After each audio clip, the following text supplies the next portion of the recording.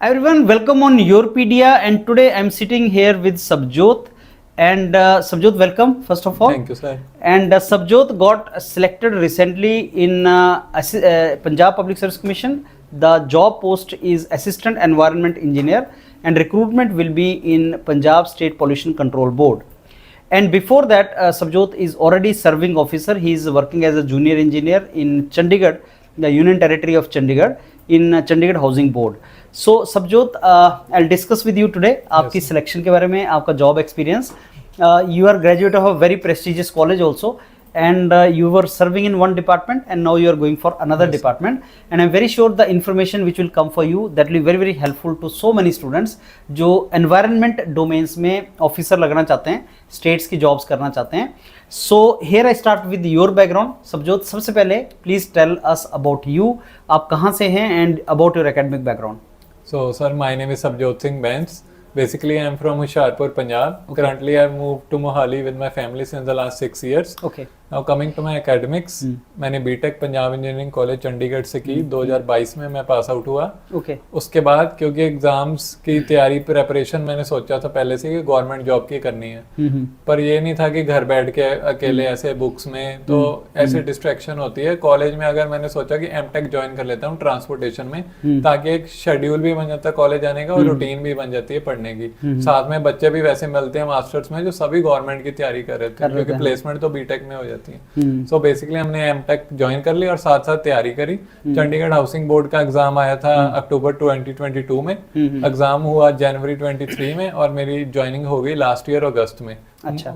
1.5 years हो गए मुझे एज अ जूनियर इंजीनियर, और अब ये एग्जाम निकला था पीपीएससी असिस्टेंट एनवायरनमेंट इंजीनियर का. Sir okay. अच्छा सबजोत, आपने जो बताया उसके बेस पे एक दो क्वेश्चन पूछूंगा. पहला कि जब आपने सिविल इंजीनियरिंग कर लिया, जैसे बीटेक कंप्लीट हो गया और पंजाब इंजीनियरिंग कॉलेज से हैं आप. हाँ जी सर. बहुत अच्छा प्लेसमेंट भी होता है स्टूडेंट्स का, और उस टाइम पे एक जो डिसोनेंस की कंफ्यूजन की स्टेट आती है कि साहब हम सिविल इंजीनियरिंग की जॉब्स में चले जाएं और प्लेसमेंट लार्जली प्राइवेट सेक्टर की तरफ होता है, तो मैं प्राइवेट की कोई जॉब उठा लूँ या मैं अपना तैयारी करता रहूँ, और तैयारी करूँ तो बैठ के करूँ कि एमटेक ज्वाइन करूँ.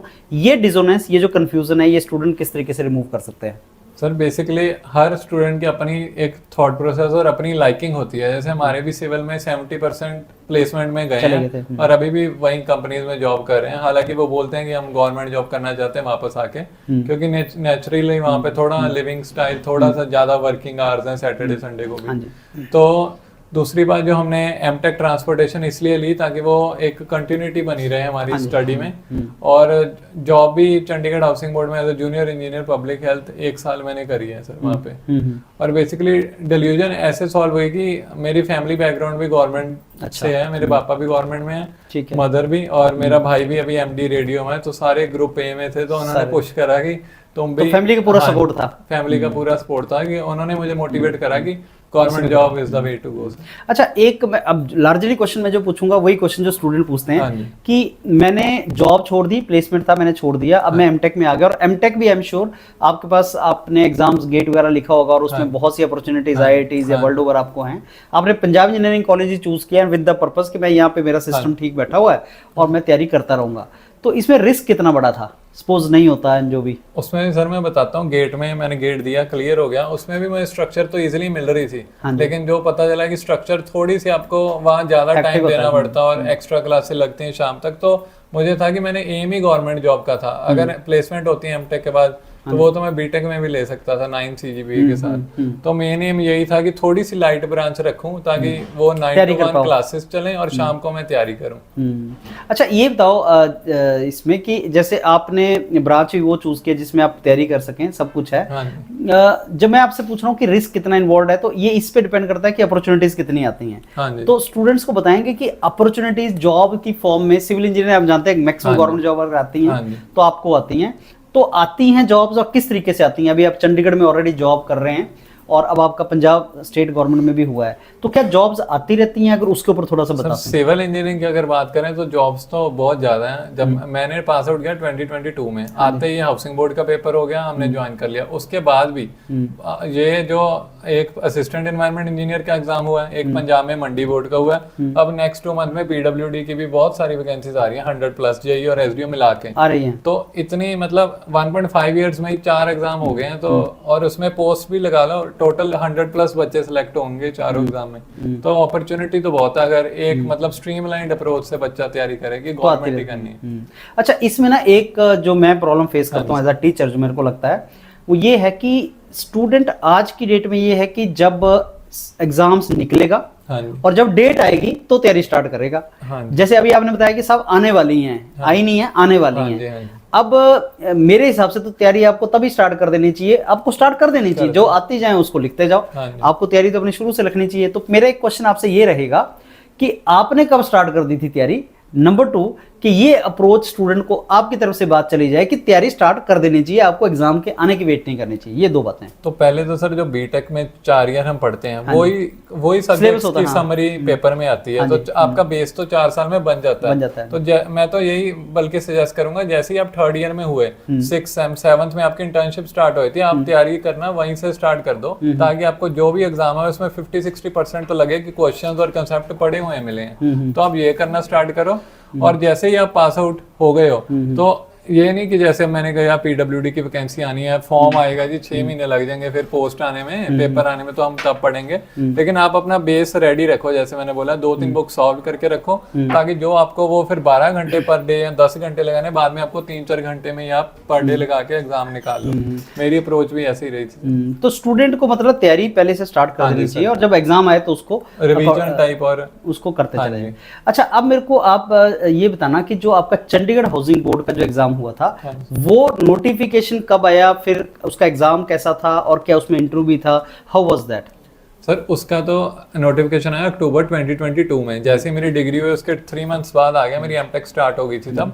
और उसका तो उसमें भी वैसे हमारी अप्रोच भी ऐसी थी कि एग्जाम पता नहीं कब आएगा, क्योंकि चंडीगढ़ हाउसिंग बोर्ड में 30 ईयर बाद वैकेंसी आई थी 92 के बाद 22 में। अच्छा। तो किसी को कोई, जैसे पंजाब में तो पैटर्न पता है 3 महीने में पेपर हो जाएगा, 6 महीने में, उसका किसी को अंदाजा नहीं था। उसका अक्टूबर में वो हमने एप्लीकेशन फॉर्म भरा, दिसंबर में डेट आ गई, तो इतना ही टाइम मिला, 2 मंथ का टाइम था पेपर की तैयारी करने का। और वो पेपर में सारे सिविल के सब्जेक्ट्स आने थे ये थ्रू, जैसे अभी एनवायरनमेंट का दिया उसमें तो 4 सब्जेक्ट्स ही थे, इसमें फुल सिविल आनी थी। और तो हमेशा जैसे अगर जूनियर एग्जाम की प्रेपरेशन है तो एक लेवल हायर के आपको क्वेश्चन सॉल्व करने पड़ेंगे। तो मैंने वो गेट और पंजाब के एसडीओ के प्रीवियस ईयर सॉल्व करे, उससे आपके एटलीस्ट जेई वाले लेवल आपको पेपर आसान लगता है जाके, मेन बात ये है। अच्छा, जो जूनियर इंजीनियर का एग्जाम है और असिस्टेंट इंजीनियर के एग्जाम में क्या डिफरेंस लगा आपको? सर अभी अगर हम सेम डिपार्टमेंट में कंपेयर कर लें तो इन्होंने जूनियर एनवायरनमेंट इंजीनियर का भी एग्जाम लिया था और असिस्टेंट का भी लिया। तो जो जूनियर एनवायरनमेंट है वो बेसिकली है वैल्यू बेस्ड। हमने बात करी राजस्थान एई के आ रहे हैं, गुजरात एई, सारे उनमें प्रीवियस पढ़े हैं। अब वो अटेम्प्ट करो, जितने क्वेश्चन आप अटेम्प्ट करोगे उतना आपको पेपर का आइडिया लगेगा। जेईई के लिए आपको फिर भी वैल्यू बेस्ड सिंगल टिक आएंगे, अगर 120 मिनट है तो हम सबका 1.5 घंटे में पेपर खत्म हो गया था। लेकिन अब जो एडब्ल्यूई का पेपर आया था वो मल्टी सिलेक्ट था, 1 and 2 ओनली, 2 and 3, उसमें हर क्वेश्चन में आपको डिटेल्ड पढ़ के जाना था, डिटेल्ड। इसमें मैंने 5 बुक्स की थ्योरी और 5 बुक्स के क्वेश्चन करके ही आपको इतना डिटेल्ड आप एई लेवल के क्वेश्चन सॉल्व कर पाओगे पेपर में।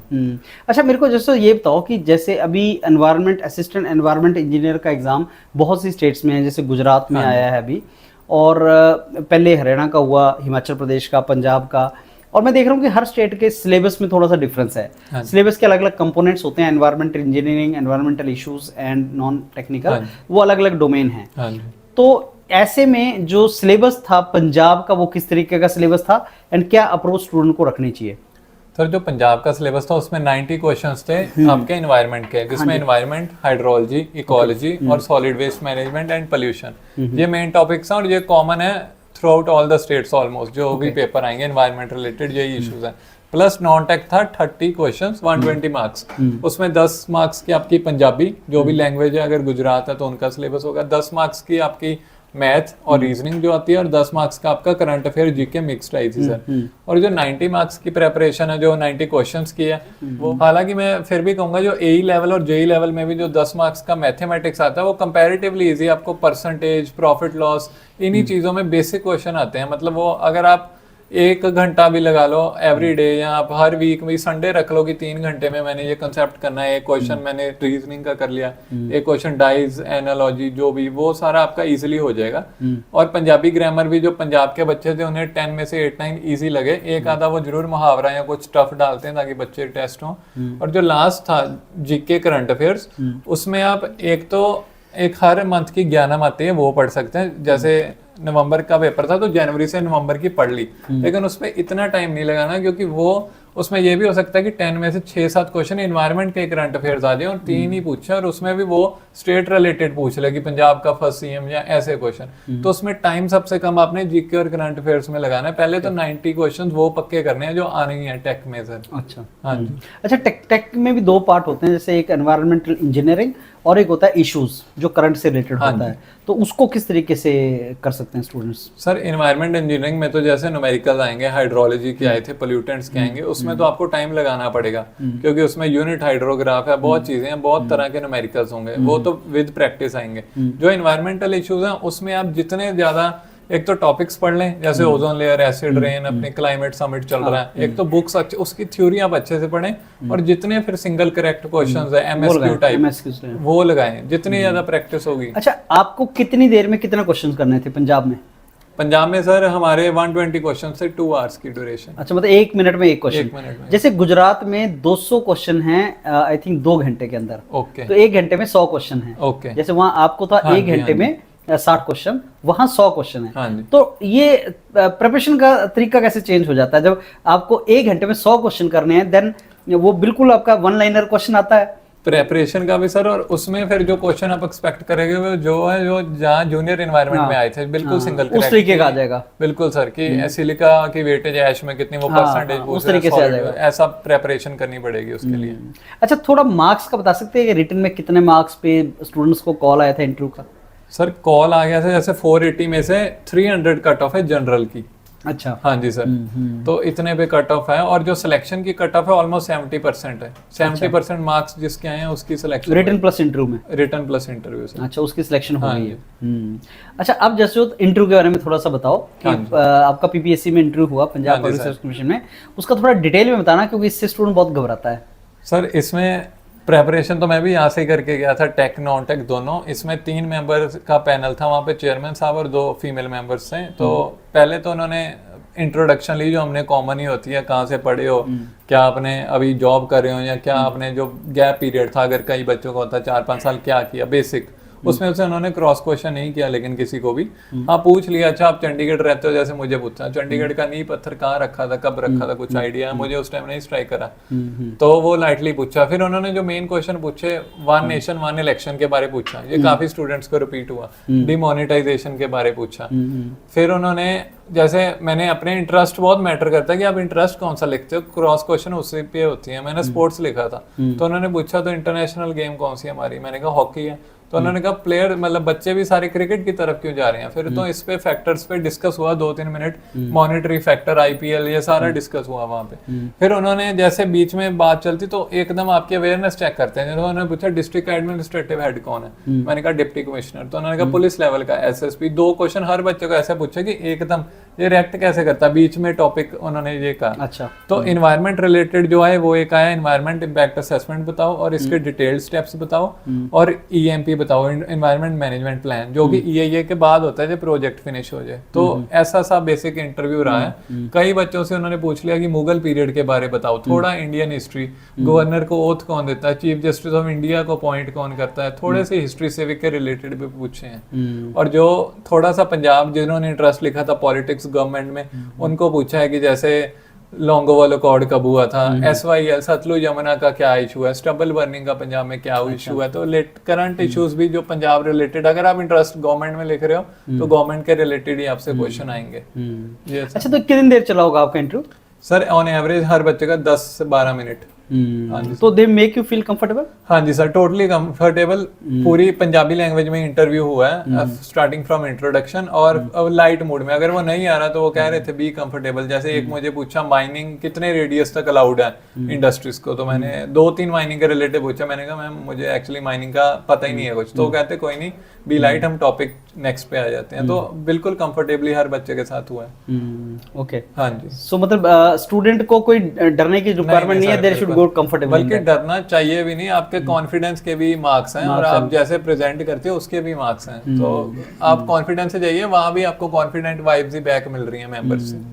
चलिए बहुत अच्छा है Jasjot. So you graduated I think in 2022। हाँ जी सर। और अभी 24 का एंड हो रहा है। You did job as junior engineer और अब आपको बहुत अच्छी जॉब मिली है। हाँ जी sir. Assistant environment engineer. And anything you want to tell the students who are listening to you? Yes sir, तो सभी को मेरा यही है कि पहले तो आप डिस्ट्रैक्शंस जितनी भी है सोशल मीडिया की इस टाइम पे उनको अवॉइड करें। आप अच्छी सी कोचिंग ज्वाइन कर लें। 40 to 50% रोल कोचिंग का है आपकी सिलेक्शन में। उन्होंने आपको गाइडेंस देनी है कि ये रास्ता फॉलो करो, ये बुक्स फॉलो करो, ये मटेरियल फॉलो करो। लेकिन 50% फिर आपकी सेल्फ स्टडी है, कितने आवर्स आप पुट इन करते हो। तो आपको हार्ड वर्क करना है, आपको क्वेश्चंस प्रैक्टिस करके जाना ही है। जैसे मैंने अपनी एग्जांपल दी थी, 20 से 30,000 क्वेश्चन मैं प्रैक्टिस करके गया था ओवर अ 4 month पीरियड। तो जितना आप प्रैक्टिस कर सके उतना बेस्ट है। मेंटर से आप डाउट सॉल्विंग जितना कर सकते हैं। अगर आपको कोई क्वेश्चन नहीं आ रहा तो आप अगर अपने मेंटर से डिस्कस करते हैं, वो आपको कंसेप्ट कभी नहीं भूलता, वो ब्रेन की वायरिंग ऐसे चलती है। तो आपने ये चीज़ों का ध्यान रखना है। डिस्ट्रैक्शंस थोड़ा सोशल मीडिया को जितना लिमिट कर सकते हो, मैं ये नहीं कह रहा बिल्कुल बंद करता हूँ, जितना आप लिमिट में और एडिक्शन उसकी कम करोगे उतना आपके लिए बेटर रहेगा। So thank you everyone. So that's it Jasjot. I must thank you, आपने टाइम दिया। And now we wish you all the very best for your career ahead as assistant environment engineer. Yes, and I'm sure you will do wonders there. Thank you, sir. Thank you. Thank you.